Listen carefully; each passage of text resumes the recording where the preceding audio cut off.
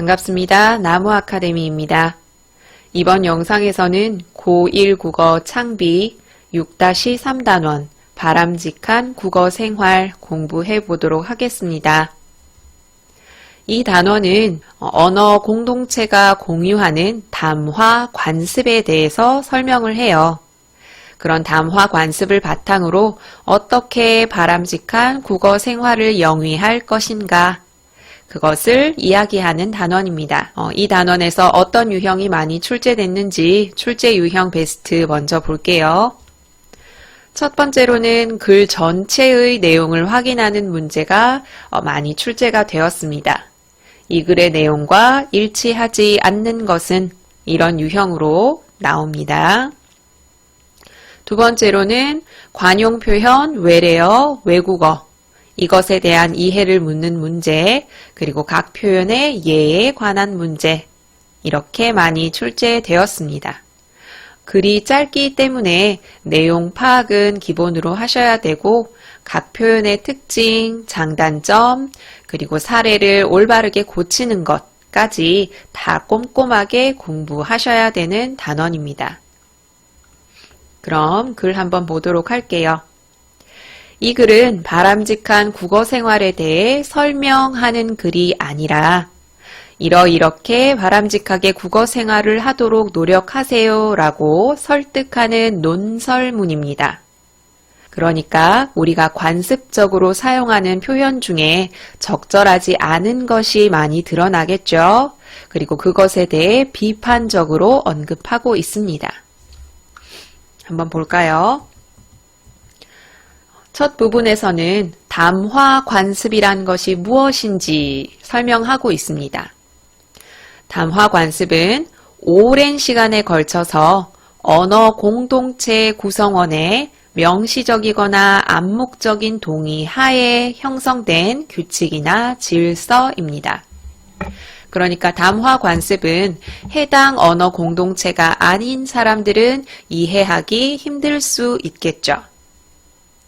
이런 담화 관습은 직업, 세대, 성별, 사회문화적 상황, 그리고 맥락, 이것에 따라 다양한 형식, 내용, 의사소통 방식으로 드러나요.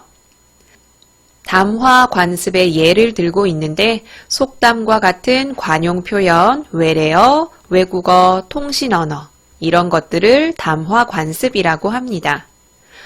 이 관용 표현은 속담 그리고 관용어, 이것이 모두 관용 표현에 해당합니다.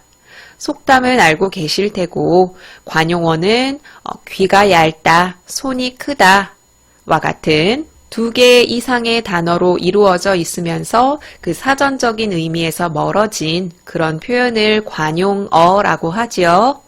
관용어도 관용 표현에 들어간다는 것 주의하십시오. 다음 문단. 관용 표현은 언어 공동체가 오랫동안 사용해온 말이고 2 이상의 단어가 하나로 합쳐져서 원래의 뜻과 전혀 다른 새로운 뜻으로 굳어진 것이에요. 관용 표현에는 속담과 관용어가 있다고 말씀드렸죠. 관용 표현의 사례를 제시하고 그것에 적절한 뜻을 묻는 문제나 아니면 보기에 해당하는 속담으로 적절한 것은 이런 문제가 출제됩니다. 그러니까 이 글 외에도 문제를 좀 많이 다뤄보셔서 많은 관용 표현을 접해보셔야 돼요. 관용 표현은 그 사회의 풍속이나 사상 등의 문화가 담겨 있어서 그것들을 알고 배울 수 있어요. 관용 표현의 장점이고 말하려는 내용을 함축적이고 인상 깊게 전달할 수 있어요. 여기서 함축적이고 인상 깊게 전달할 수 있다. 이 말은 관용 표현을 사용해서는 직설적으로 말하고자 하는 바를 전달할 수 없다는 것. 선지에도 언급되었으니까 주의하십시오. 그런데 이런 관용 표현은 단점이 있어요.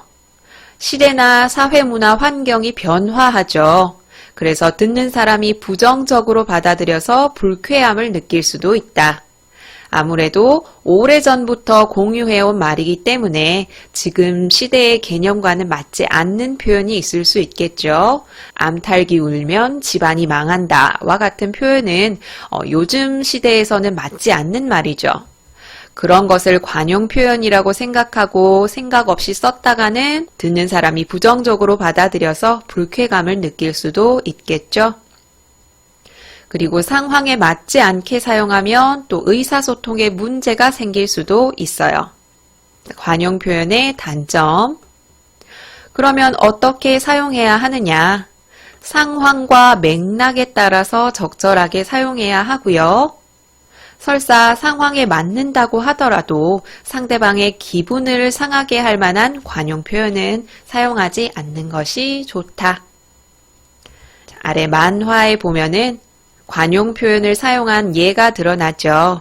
좀 작게 보이시죠? 여기서 남학생이 봉사활동 어디로 가야 될지 누가 해야 될지 나눠야 해. 그랬더니 여학생이 우리끼리 결정해 버릴까? 라고 이야기해요. 그랬더니 애들이랑 같이 이야기하는 게 좋지 않을까? 여기에 대해서 여학생이 사공이 많으면 배가 산으로 간다 라고 이야기합니다. 이것은 속담, 관용 표현에 해당이 되겠죠. 이 표현은 여러 사람이 자기 주장을 내세우면 일이 제대로 되기 어려울 수 있다라는 뜻이죠. 그러니까 여학생은 우리끼리 그냥 결정하자라는 의미를 관용 표현을 사용해서 전달하고 있는 거예요. 그런데 여기에서 남학생은 두 사람의 머리가 한 사람의 머리보다 낫다고 하잖아 라는 속담을 또 언급을 합니다. 역시 관용 표현을 사용했는데 이 속담을 통해서 친구들과 함께 결정하는 것이 좋겠다라는 의미를 전달하고 있죠. 이 속담, 의미는 쓰실 수 있을 정도로 기억하고 있으셔야 됩니다. 여기까지 관용 표현 공부했고요. 그 다음에는 외래어와 외국어. 외래어와 외국어의 사용은 다른 국가와 왕래하고 소통되면서 형성되었어요. 그러면서 이렇게 외래어와 외국어가 사용되게 된 거죠. 그 다음에는 외래어와 외국어의 특성을 설명할 거예요. 외래어는 외국에서 들어왔지만 대체할 고유어가 없거나 이제는 널리 사용돼서 거의 우리말처럼 쓰이는 말. 그러니까 외래어는 대체할 우리말이 없는 경우가 많아요. 외국어는 고유어로 대체해서 쓸 수 있는 다른 나라의 언어예요. 외래어와 외국어를 구분하는 문제는 매년 출제가 됐거든요. 보기에 외래어와 외국어의 사례를 여러 가지를 들고 구분하는 문제 푸실 수 있어야 합니다. 그러면 이 두 가지 언어를 사용해서 얻는 장점은 무엇인가? 고유어로는 표현하기 힘든 내용을 간편하게 표현할 수 있고요. 특정 분야의 전문성을 잘 드러낼 수도 있고요. 그런데 외래어와 외국어를 너무 많이 사용하다 보면 의사소통에 장애가 생길 수 있고 그 말을 모르는 사람에게 위화감을 조성할 수도 있어요. 거의 이런 내용들이 선지에 그대로 활용이 되니까 주의 깊게 보십시오. 자, 밑에 보면 만화에 외래어나 외국어를 사용하는 모습이 드러나지요. take out이라는 말을 쓰는데 이것은 우리말로 대체할 수 있는 외국어, 포장 구매로 순화해야 하고요. waiting time, 대기 시간이라는 우리말로 순화할 수 있기 때문에 역시 외국어입니다. 셰프, 요리사라는 말로 순화할 수 있기 때문에 외국어지요. 이런 외국어는 우리말로 순화해서 쓰는 것이 좋다. 그리고 네티즌이나 메뉴 이런 단어들은 외래어에 해당해요. 그런데 가능하면 우리말로 대체하는 것이 좋죠. 네티즌은 누리꾼으로, 메뉴는 차림표로. 이렇게 외국어나 외래어는 가능한 우리말로 바꾸어서 사용하는 것이 좋다. 자, 외래어와 외국어에 대해서 알아봤고요. 이제는 통신 언어에 대해서 알아봅시다. 통신 언어는 전년도에 비해서 올해에 출제가 굉장히 강화된 유형이에요. 특히 여기 나오는 거의 모든 장단점이나 특징이 문제에 그대로 출제가 되었습니다. 중간 3 볼까요? 인터넷 등의 가상 공간에서 통신 언어를 사용하는 것은 컴퓨터와 정보통신 기술의 발달, 이것으로 생긴 새로운 담화 관습이다. 게다가 스마트폰까지 보급되면서 통신 언어는 우리 언어 생활에서 큰 비중을 차지하고 있다. 컴퓨터, 정보통신 기술 발달, 스마트폰의 보급, 이런 것들로 인해서 통신 언어가 확대되게 된 거예요. 특히나 젊은 세대들, 인터넷 문화에 익숙한 젊은 세대들이 원래는 가상 공간에서 쓰던 말을 일상생활에서도 많이 사용하고 있어요. 게다가 최근에는 방송 매체에서도 이런 용어들을 유행어처럼 무분별하게 사용하고 있어요. 이렇게 통신 언어를 일상생활에 많이 사용하고 방송 매체에서도 이런 용어를 널리 확대해서 사용하다 보니까 통신 언어가 더 급속하게 확대되게 되는 거죠. 자, 그러면 통신 언어를 사용해서 얻는 장점 그리고 문제점이 무엇인지 알아봅시다. 장점과 문제점은 문제에 아주 많이 언급이 되는 부분이니까 신경 써서 공부하셔야 돼요. 첫 번째로 준말을 사용하거나 발음하는 대로 쓰면 입력 시간을 단축할 수 있고 의사소통을 빠르게 할 수 있다. 입력 시간 단축, 빠른 의사소통. 그리고 가상 공간에서 비슷한 말을 사용하는 사람들과 어울려서 재미있는 어휘를 구사하면서 친밀감을 높일 수 있고 언어를 창의적으로 사용하는 즐거움을 느낄 수 있어요. 여기까지 통신 언어 사용의 장점 봤습니다. 입력 시간 단축, 빠른 의사소통, 친밀감, 창의적으로 사용하는 즐거움. 단점, 문제점 보도록 합시다.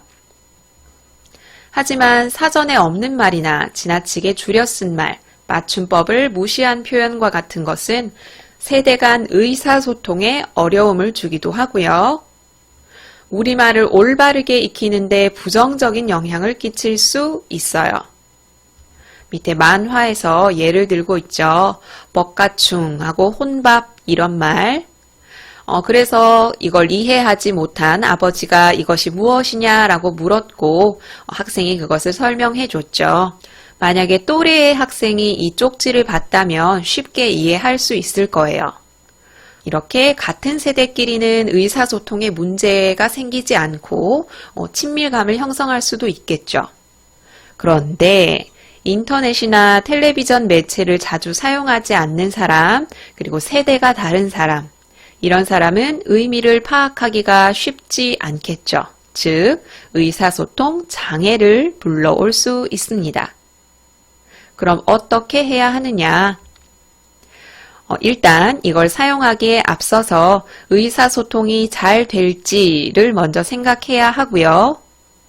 상대방이 그 뜻을 이해하지 못하면 설명을 해주는 것이 좋습니다. 이렇게 두 가지, 의사소통이 원활할지를 먼저 생각하고 이해하지 못하면 설명해준다. 이런 모든 것들이 거의 선지에 그대로 언급된다고 말씀드렸죠. 통신 언어, 출제가 확대되었으니까 주의 깊게 공부하십시오. 이처럼 이 문단에서는 앞에서 얘기한 것들을 간단히 요약해서 이야기하고 있어요. 평소 자신의 언어 생활을 되돌아볼 필요가 있다. 어떤 언어 생활이냐면 상황과 맥락에 맞지 않는 관용 표현, 그리고 우리말로 순화하거나 대체할 수 있는 외래어와 외국어, 부적절한 통신 언어, 이런 것들을 되돌아보세요 라는 것이죠. 논설문이라고 말씀드렸죠. 끝부분, 최근 들어 세계 속 한국어의 위상이 높아지고 있다. 이런 높아진 한국어의 위상을 세 가지 사례를 들어서 제시하고 있어요. 일단 한국어는 전 세계에서 13번째로 사용자 수가 많고요. 우리 한글 역시 과학성과 우수성을 널리 인정받고 있어요. 게다가 한류 열풍을 타고 한국어 능력 시험에 지원하는 사람 수가 늘어나고 있습니다. 한국어의 위상이 높아지고 있다. 우리는 이렇게 위상이 높아지는 국어를 더욱 발전시키고 올바른 국어 문화를 형성해야 해요. 이를 위해서는 우리 공동체가 관습적으로 사용하는 표현들을 비판적으로 성찰하고 바람직한 국어 생활을 하는 것이 좋다라고 마무리 짓고 있습니다. 이 글의 주제죠. 바람직한 국어 생활을 위한 노력. 그것을 설득하는 논설문이었습니다. 그러면 우리 전체적으로 한번 훑어볼까요? 이 글은 논설문이에요. 우리의 바람직하지 못한 담화 관습을 비판적으로 보고 있고 그것을 성찰할 것을 요구하고 있습니다. 자, 특징 볼게요. 언어 공동체가 관습적으로 사용하는 표현에 대해서 비판적으로 성찰하고 있고요. 담화 관습의 개념을 정리했죠. 그리고 그것을 유형별로 분류했어요. 관용 표현, 외국어 외래어, 그리고 통신 언어. 그렇게 분류함으로써 성찰할 필요성을 제시하고 있습니다. 그리고 일상생활에서 주고받을 만한 대화 상황을 사례로 제시하고 있지요. 담화 관습이란 오랜 시간에 걸쳐서 언어 공동체 구성원의 명시적이거나 암묵적인 동의 하에 형성된 규칙이나 질서. 유형에는 관용 표현, 외래어와 외국어, 통신 언어가 있었죠. 자, 그리고 우리 5번 한번 보도록 할게요. 이 부분 학습 활동에 보면은 외래어나 외국어를 올바른 말, 우리말로 바꾸는 활동이 있지요. 그것도 거의 그대로 문제에 출제가 되거든요. 그래서 이 모든 외래어와 외국어들을 우리말로 바꾸는 것 외우셔야 합니다. 프린트, 인쇄, 드래그, 끌기로 바꿀 수 있고요. 카피, 복사로. 오버하다. 이것은 외국어와 우리말이 합쳐진 말이죠. 지나치다, 설치다. 필받다, 느낌이 오다. 쿨하다, 성격이 시원시원하다. 그 밑에는 지도에 나타난 외래어나 외국어 상호를 바꾸는 활동이었어요. 미라클 피트니스, 기적의 체육관. 스피드 카센터, 빠름빠름 자동차 정비소. 센트럴 파크, 중앙공원. 드림 웨딩, 꿈의 결혼식장. 해피 베베 스튜디오, 행복한 아기 사진관. 웰빙 프레시마트, 참사리 싱싱상점. 럭키 브레드, 행운 빵집. 혹시 서술형으로 나오더라도 쓰실 수 있도록 꼼꼼히 공부하십시오. 여태까지 배운 담화 관습 이외에도 은어나 비속어와 같은 것들도 있어요. 은어는 숨기는 언어라는 뜻이죠. 특정 집단에서만 쓰이고 내부 비밀을 유지하기 위해 사용하는 언어예요. 장점으로는 같은 언어를 사용하는 사람들끼리는 소속감이나 동질감을 얻을 수 있다는 거고, 단점으로는 집단 밖의 사람들과는 의사소통이 어려워서 소외감을 줄 수 있다는 점이죠. 비속어는 통속적으로 쓰이는 저속한 말을 뜻하는데 불쾌감을 주고 마음을 상하게 할 수 있고 대상을 얕잡아보고 경멸하는 태도를 드러내는 거죠. 장점으로는 때에 따라서는 친숙한 사이에서 정겨움을 표현할 수 있다는 것. 이런 모든 담화 관습에 해당하는 것들은 국어 순화가 필요하다는 거죠. 잘못 사용하고 있는 걸 개선해야 한다. 무엇을 위해서? 국어 발전을 위해서. 그러면 우리 문제 한번 풀어보겠습니다. 1번 보도록 할게요. 내용 확인 문제가 가장 많이 출제된다고 우리 출제 유형 베스트에서 점검했었죠. 윗글의 내용과 일치하지 않는 것은 윗글 전체를 봐야 풀 수 있는 문제이기 때문에 우리 앞에서 공부한 내용을 바탕으로 풀어보시거나 교과서를 펼쳐놓고 풀어보시는 것이 좋겠습니다. 정지 버튼 누르시고 1번 답 찾아보세요. 같이 봅시다. 1번 국어의 발전과 올바른 국어 문화를 형성하기 위하여 바람직한 국어 생활을 하려는 태도를 길러야 한다. 맞는 말이죠. 국어의 발전, 올바른 국어 문화를 위해서 바람직한 국어 생활을 해야 한다. 2번 관용 표현은 시대나 사회 문화 환경, 듣는 이의 상황에 맞게 사용하지 않으면 의사소통에 문제가 생길 수 있다. 관용 표현은 이런 것들에 영향을 받는다고 앞에서 배웠었죠. 그러니까 이것에 맞게 사용하지 않으면 전달하고자 하는 의미를 제대로 전달할 수가 없겠죠. 3번 통신 언어는 입력 시간을 단축하여 빠른 의사소통이 가능하며 창의적이고 사용자의 친밀감을 높일 수 있다는 장점이 있다. 이것은 통신 언어의 장점을 그대로 언급하고 있네요. 아까 배웠던 지문의 내용이 선지에 거의 그대로 활용된다고 말씀드렸죠. 입력 시간 단축, 빠른 의사소통, 창의적이고 사용자의 친밀감을 높일 수 있다.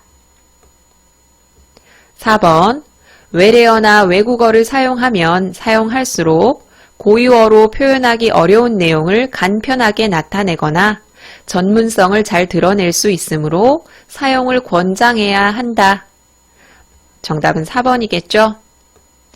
외래어나 외국어는 전문성을 잘 드러낼 수 있다라는 장점이 있기도 했지만 가능한 우리말로 순화해서 표현하는 것이 좋다고 공부했습니다. 사용을 권장해야 한다. 틀렸고요. 5번 관용 표현, 외래어와 외국어, 통신 언어 등은 직업이나 세대, 성별, 사회문화적 상황, 맥락에 따라 다양한 의사소통 방식으로 나타난다. 이것도 선지 그대로네요. 그래서 1번의 정답은 4번입니다. 다음 문제 풀어볼게요. 4번 볼게요. 이것도 내용 확인 문제의 일환이에요. 윗글을 통해 유추할 수 있는 내용으로 적절하지 않은 것은 정지 버튼 누르시고 적절하지 않은 것 찾아보십시오. 같이 봅시다. 1번 관용 표현은 말하려는 내용을 함축적이고 인상 깊게 전달할 수 있다. 맞는 말이죠. 여기서 조심하셔야 되는 거, 관용 표현은 이러한 특성을 가지기 때문에 직설적이고 혹은 직접적으로 말하고자 하는 바를 전달할 수 없습니다. 2번, 외래어와 외국어를 사용하면 특정 분야의 전문성을 잘 드러낼 수 있다. 이건 외래어와 외국어 사용의 장점이었죠. 또 다른 장점 하나가 있었죠. 고유어로 표현하기 힘든 내용을 간편하게 표현할 수 있다라는 것이죠. 3번, 지나치게 외래어와 외국어를 사용하면 구성원들 사이에 위화감이 조성될 수 있다. 외래어와 외국어를 모르는 사람들은 그것을 지나치게 사용하는 것을 보고 위화감을 조성할 수 있겠죠. 4번, 통신 언어를 사용하다 보면 언어를 창의적으로 사용하는 즐거움을 느낄 수 있다. 통신 언어의 장점, 아까 앞에 풀었던 문제에서도 그대로 나왔죠. 이렇게 지문의 내용이 선지에 그대로 출제됩니다. 5번, 언론 매체에서 통신 언어를 많이 써야 세대 간의 의사소통이 원활하게 이루어질 수 있다. 언론 매체에서 통신 언어를 많이 써서 통신 언어가 급격하게 확대되었다라고 나와 있었죠. 그런데 언론 매체에서 그와 같이 통신 언어를 많이 사용하는 것을 비판적으로 보고 있어요. 그러니까 이것을 많이 써야 한다. 그래야 의사소통이 원활하다. 이 내용 모두 틀린 것이죠. 4번의 정답은 5번입니다. 다음 문제 풀게요. 12번. 관용 표현에 대한 예와 뜻풀이로 적절하지 않은 것은 12번은 관용 표현 중에서도 관용어를 들고 있지요. 교과서엔 제시되지 않았지만 이런 문제가 출제되기도 해요. 속담이 출제되기도 하고요. 그래서 한번 풀어보시라고 12번 띄웠습니다. 정지 버튼 누르시고 정답 찾아보세요. 자, 1번 발이 넓다, 인맥이 넓다. 맞는 관용 표현이죠. 2번 손이 부족하다, 일할 사람이 부족하다. 역시 맞는 관용 표현입니다. 3번 간이 부었다, 간에 질병이 걸려서 죽을 위기에 처했다. 아니라는 거 아시겠죠? 간이 부었다는 지나치게 대담하다 이런 뜻을 가진 관용 표현이에요. 귀가 얇다, 줏대가 없이 남의 말을 잘 듣는다. 눈을 붙이다, 잠을 자다. 여기서 조심하셔야 될 게 이런 관용어는 쓰이는 상황에 따라 관용어로 기능할 수가 있고 사전적인 의미 그대로 기능할 수도 있죠. 너는 귀가 얇아서 이것저것 많이 사는구나 라고 했다면 이때는 관용어로 쓰였고 나는 귀가 얇아서 귀를 뚫을 때 별로 아프지 않았어 라고 했다면 귀가 얇다는 관용어가 아니라 사전적인 의미 그대로 쓰인 것이겠죠. 조심하셔야 됩니다. 15번 마지막으로 하나 더 볼게요. 다를 참조하여 보기에 지도에 나타난 상호를 우리말로 바꾼 것 중 적절하지 않은 것은 여기서 다는 외래어와 외국어에 관한 그런 문단이었어요. 내용과 직접적인 관련은 없기 때문에 다가 굳이 없어도 푸실 수 있을 거예요. 이거 여러분 학습활동에 나왔던 것이죠. 자, 이 상호를 우리말로 바꾼 것, 적절하지 않은 것 찾아보십시오. 자, 볼까요? 자, 미라클 피트니스, 기적의 체육관, 우리말로 잘 바꿨네요. 해피 베베 스튜디오, 행복한 아기 사진관, 잘 바꿨고요. 3번 웰빙 프레시마트, 참사리 신선 슈퍼, 참사리 신선까지는 맞는데 마트를 슈퍼라고 바꿨죠. 슈퍼는 우리말이 아니잖아요. 그죠? 상점으로 바꿀 수 있어요. 정답은 3번이겠죠. 센트럴파크 중앙공원, 스피드 카센터, 빠름 자동차 정비소. 나머지는 다 적절한데 이렇게 한 군데 빠질 수 있다는 것. 이런 유형으로 낼 수도 있어요. 여기까지 우리 6-3단원 공부했습니다. 우리 담화 관습, 관용 표현, 외래어, 외국어, 통신 언어, 그리고 우리 뒷부분에 은어와 비속어 같은 것도 봤지요. 그 담화 관습을 고려해서 옳지 않은 담화 관습을 고치고 올바르게 우리말을 사용해야 한다라고 이야기하는 단원입니다. 그럼 이 단원은 여기서 마무리할게요. 이 모든 자료는 나무 아카데미 홈페이지에서 이용하실 수 있습니다.